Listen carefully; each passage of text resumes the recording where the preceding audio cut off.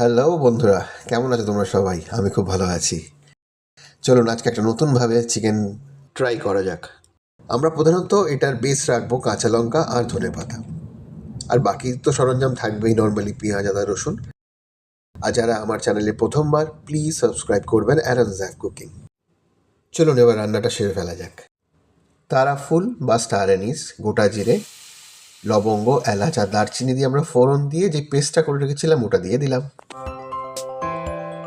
তারপরে হলুদ, একটু জিরের গুঁড়ো, ধনে গুঁড়ো আর স্বাদ অনুসারে লবণ দিয়ে আমরা ওটাকে কষতে দিয়ে দিলাম। মাঝে আমরা চিকেনটাও ধুয়ে ভালো করে রেখে এবার সাজিয়ে দিচ্ছি প্যানে।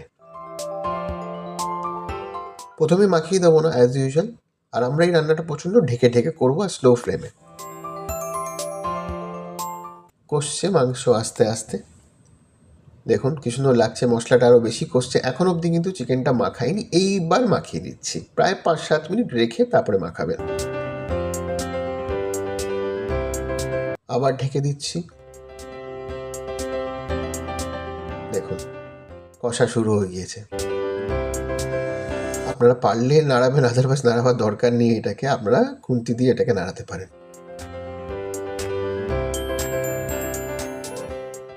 রান্নাটা একটু সময় লাগবে যেহেতু আমরা ঢেকে ঢেকে করছি।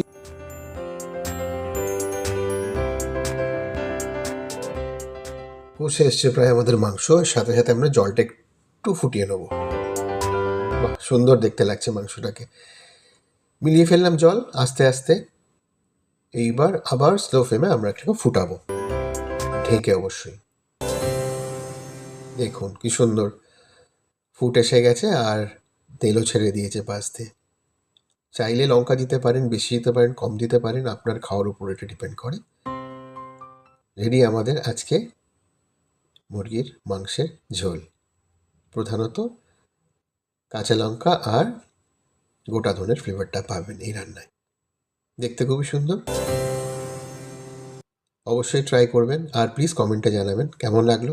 খুবই শীঘ্রই দেখা হবে অন্য কোনো রান্নায়। ভালো থাকবেন সবাই।